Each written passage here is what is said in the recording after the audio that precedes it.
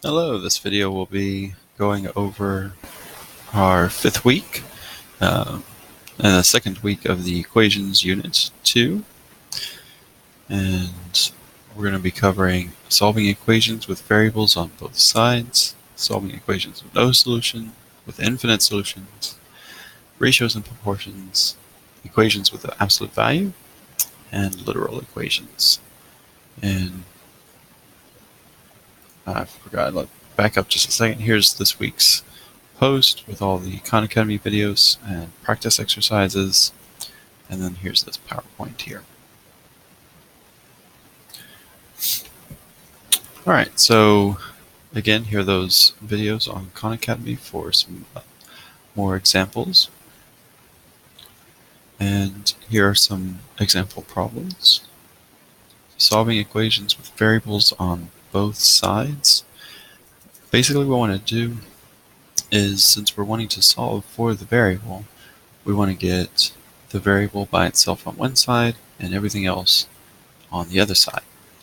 So for all of these, there's multiple ways you can go about the different steps to get to the final solution.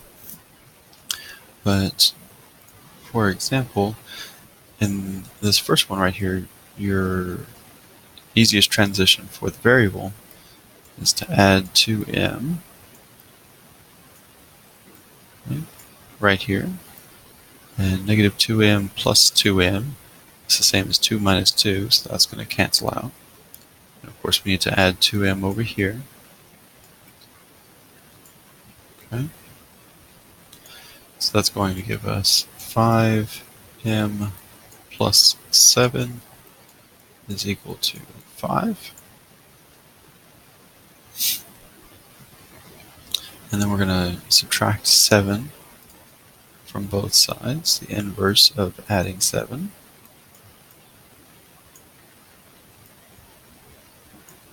And so we'll have 5m equals negative 2.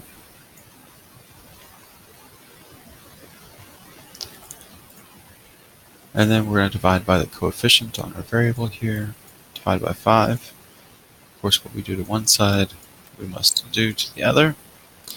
And so we will wind up with m is equal to negative 2/5. Alright, so now I'll encourage you to pause the video and see if you can try these other 5 on your own.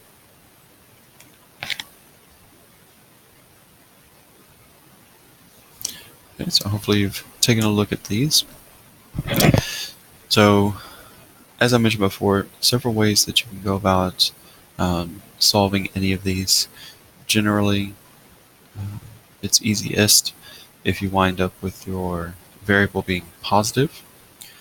So if we add 2n on the left side, we'll wind up at negative 3n on the right, and that's fine, and we can solve it that way. But I would like to, whenever possible, deal with the positive numbers. So if we add 5n here, this cancels out. And if we add 5n here, this is going to be negative 2n plus 5n, or you can think about it as 5n minus 2n.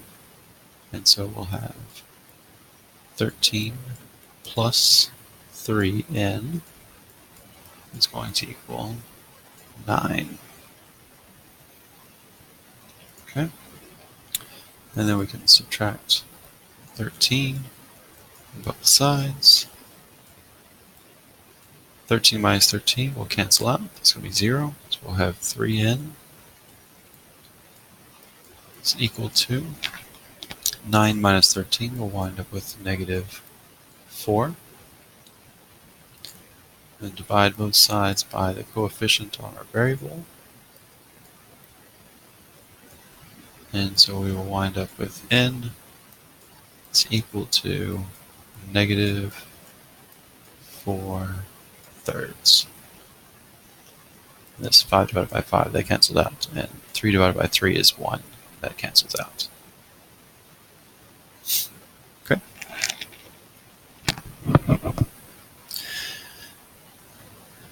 Now for this next one, we can subtract 0.25t. We can subtract a fourth of a t from both sides.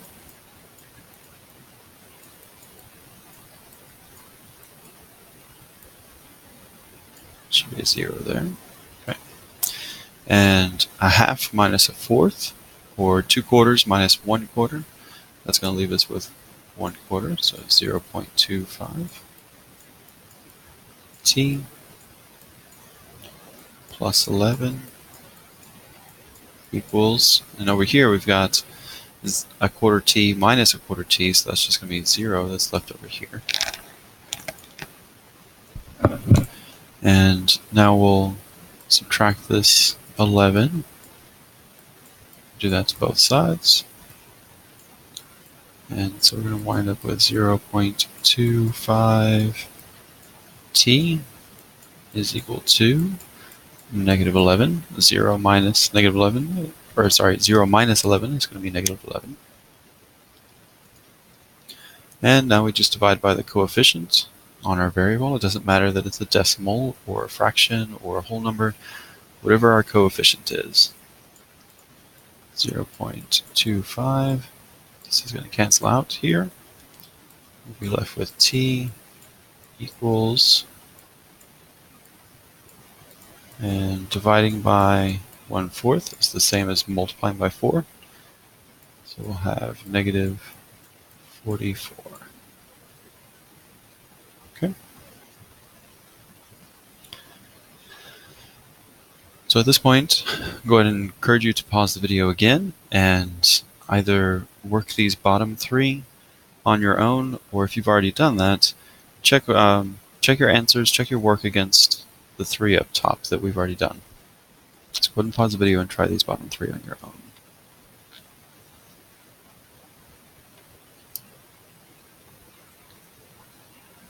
Alright, so hopefully you've taken a look at that. So I'll go a little bit quicker on these ones. We can subtract 1.5h. Make sure we get that decimal in there.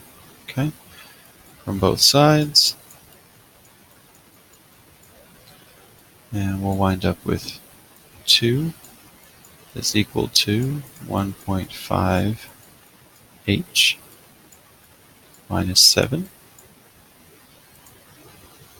And now we're going to add 7 to both sides. Remember, we're trying to get the variable by itself. Okay, so 7 minus 7, that's going to cancel out. It's going to be 0, so we're going to be left with 1.5h is equal to 9. And then we divide both sides by the coefficient. Coefficient of our variable. And 1.5 divided by 1.5, anything divided by itself is 1, except 0. And then 9 divided by 1.5, 3 divided by 1.5 is 2, so this will be 6. 6 is equal to h. Okay. And on this next one, we've got 0 minus f. So if we plus an f minus f, that's going to cancel out. Make sure we add an f on this side as well. Remember, whatever we do on the left side of the equal sign, we got to do on the right side, or whatever we do on the right side of the equal sign, we need to do on the left.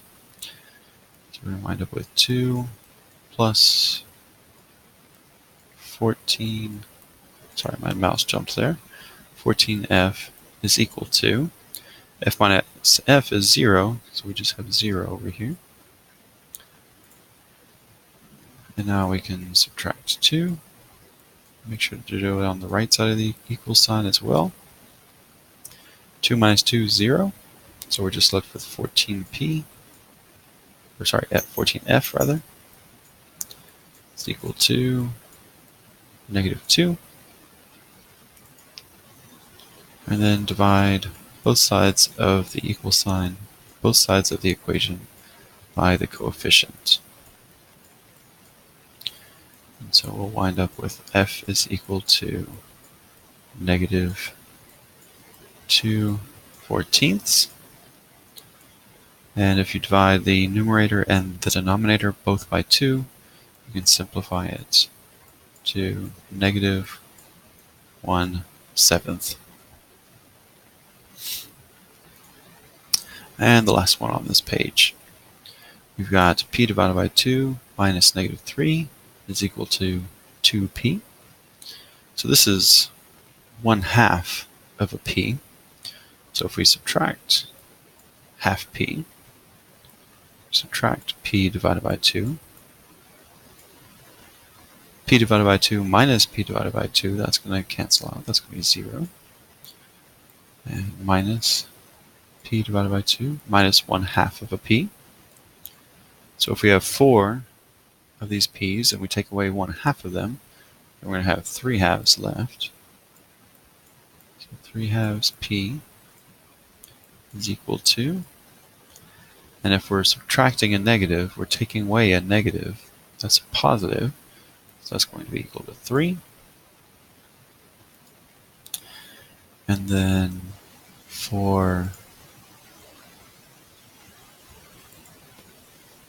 let's rewrite this a bit. For a fractional coefficient, the simplest way is to multiply by its reciprocal, or simplest way to cancel it out, rather, is to multiply by its reciprocal.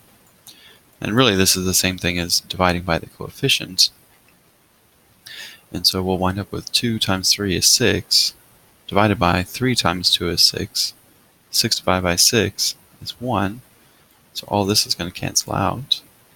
We'll be left with p is equal to, and we need to make sure to multiply this side as well.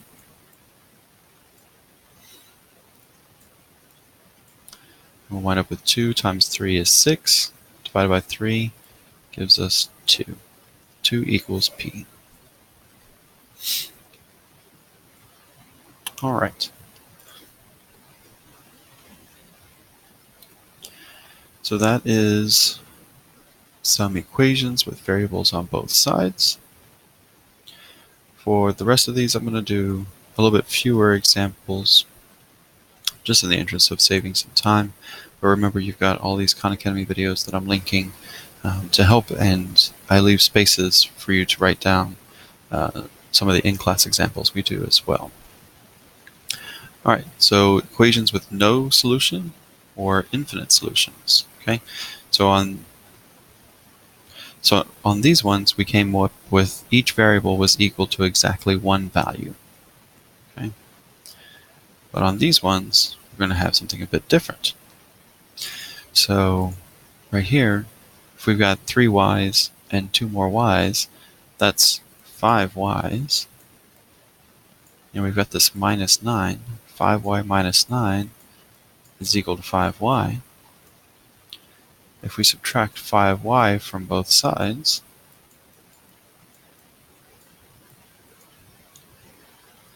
(5y minus 5y is 0, 5y minus 5y is 0, and so we wind up with negative 9 is equal to 0. And this is quite obviously not a true statement. So this is an example of no solution. There is no value that we can put in for y that will give us an answer for, or a solution for, this problem. On this next one here, we've got 14j plus 16j, that's going to be 30j. And minus 5 is equal to 30j minus 5. And this is what we would call an identity. And this is going to allow for infinite solutions. It doesn't matter what number we put in for j. We could put in negative a million, we could put in 0, we could put in 1,000. Any number that we put in for j, 30j minus 5 is going to be equal to 30j minus 5.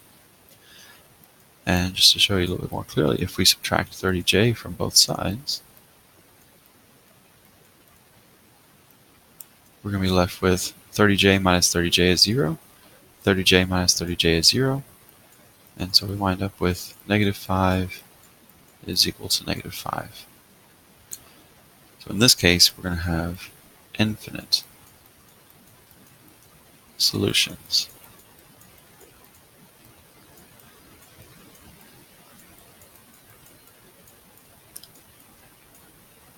Okay. So take a look on the rest of these on your own and see if you can solve them. Pause the video and try them on your own.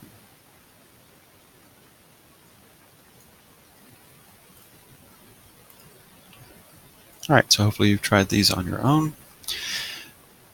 Here we're going to have 5 plus negative 5. That's going to be 0. And then 0 times d, that's going to be 0.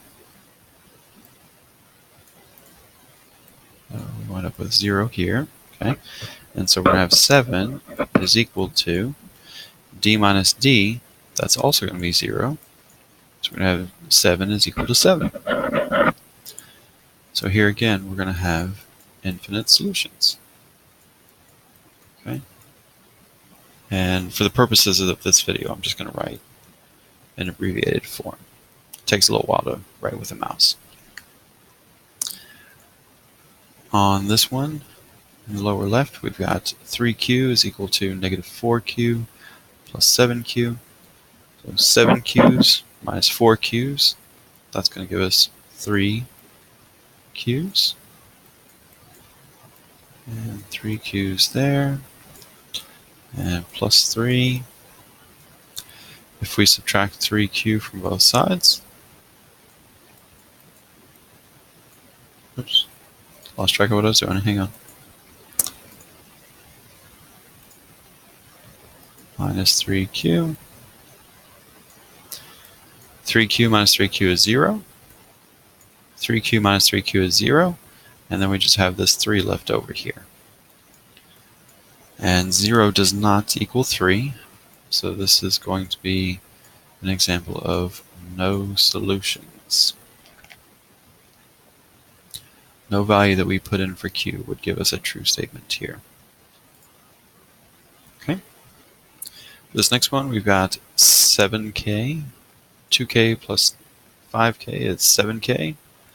Minus 7 is equal to, and we can change the order here. Okay. 7k minus 7. We've got our negative 7 there, and then we've got positive 7k here. And so 7k minus 7 equal to 7k minus 7. This is going to be another example where it's infinite solutions.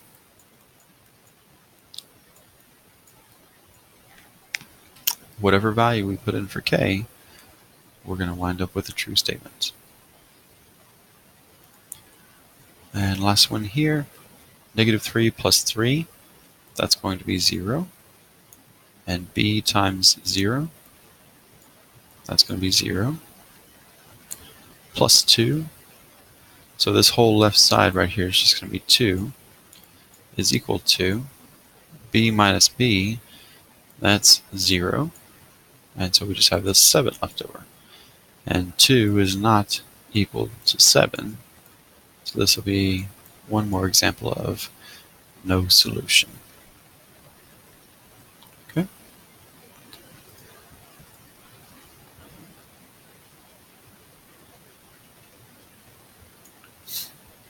All right. Ratios and proportions. These will be things like 12 over 5 is equal to p over 7. And we want to try to solve for p. So some of you might have seen drawing diagonal loops around these, maybe drawing a butterfly, these kinds of things. All of that's actually a little bit more work than you need to do. Since we're trying to solve for the variable here, the only thing that's happening to the variable is being divided by 7. So really we just need to multiply by 7 on both sides. So times 7, and we can put an over 1 if we want to. 7 divided by 1 is still just 7. And then 7 divided by, we can rewrite this like this, and 7 divided by 7, that's going to cancel out. So we left with P equals, of course we need to multiply by 7 on this side as well. And so we'll have 84 over 5. 7 times 12 is 84, and 1 times 5 is 5.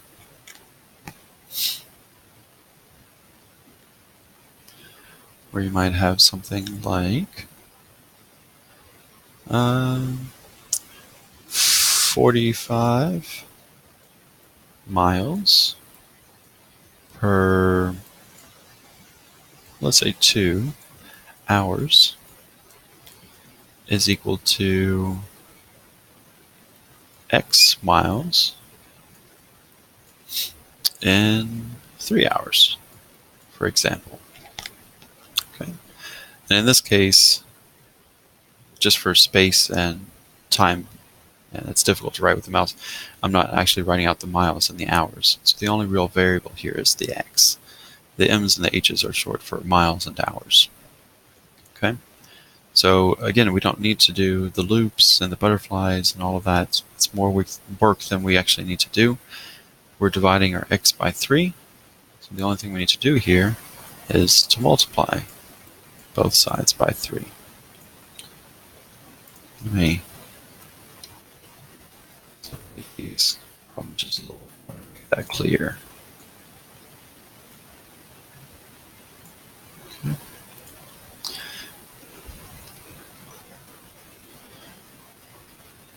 And times 3 over 1 over here.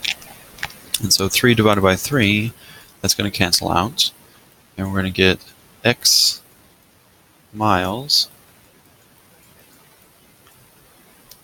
n. 3 times 45 is going to be 135 divided by 2.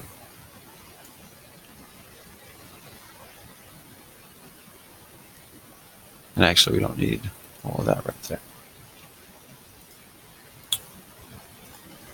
We'll get into the units notations later, so actually, I don't want to confuse you with that right now. Think about 45 over 2 is equal to X over 3. And we'll get to our unit conversions later.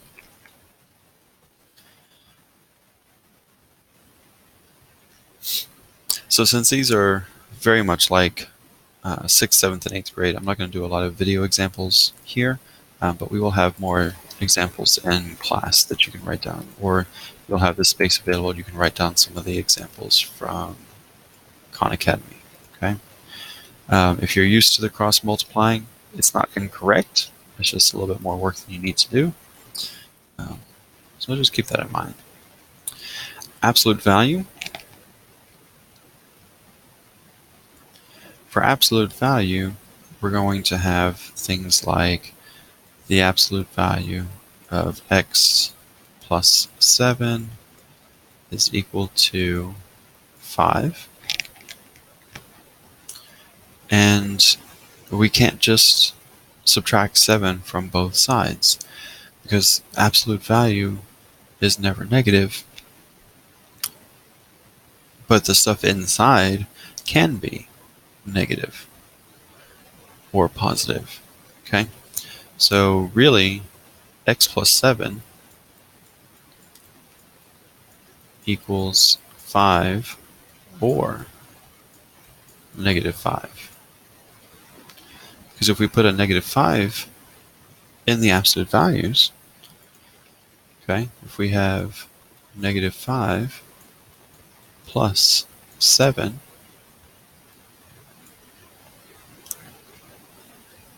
I'm sorry, I just substituted the negative 5 for the X. Okay. So if we have X plus 7 is equal to negative 5, and we subtract 7 from both sides,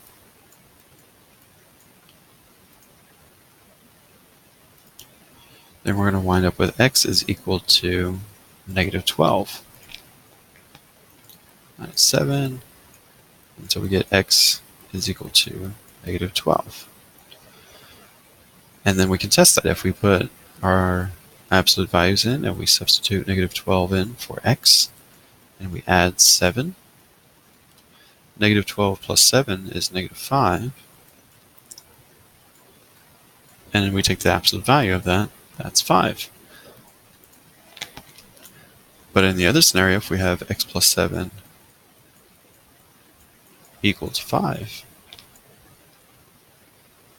now we subtract 7 from both sides again, and we get x is equal to negative 2. And then if we plug in negative 2 plus 7, we substitute the negative 2 in for the x. Now we'll get negative 2 plus 7, that's 5, and the absolute value of 5 is also 5. So in both cases, we wind up with 5 for our solution. So the absolute value of x plus 7, x can be negative 12 or x can be negative 2. And so we would need to write down both of these answers. Our final solution would be x equals negative 12 or negative 2. And then if you were to have something where you've got the square root of y plus negative 3 is equal to negative 1, here this is just going to be no solution because the absolute value is never negative. Okay, so if you see a negative number here and all you have is the absolute value over here, then this is no solution. It cannot be correct. Now, an example where that you could still have it be equal to a negative is if you have something else going on over here, like negative 2 times the absolute value. Because then we would divide both sides by negative 2. These would cancel out. Negative 1 divided by negative 2, that's going to be positive 1/2. And then we can solve for this. Y plus negative 3 equals, or sorry, absolute value of y plus negative 3 equals 1/2. We can solve for this. Okay. So that is absolute value.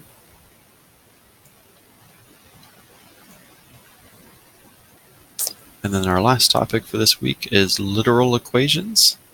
These are dealing with non-traditional variables or manipulating several variables. So an example would be volume equals length times width times height. So if you think about this in the form of an equation, we've solved this equation for V. We know what V is. V is L times W times H.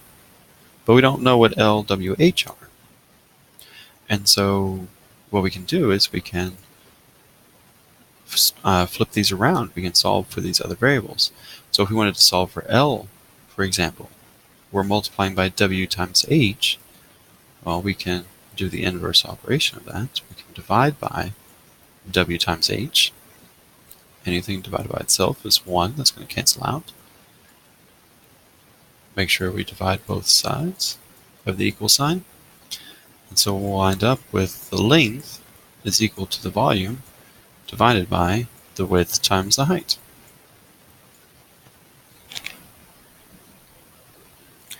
Alternatively, we could solve for one of the other variables. We could solve for any of them. So for example, if we wanted to figure out what the height was. Right now we're multiplying the height by the length times the width, so we could divide by length times width. That's Let's cancel out here and divide both sides.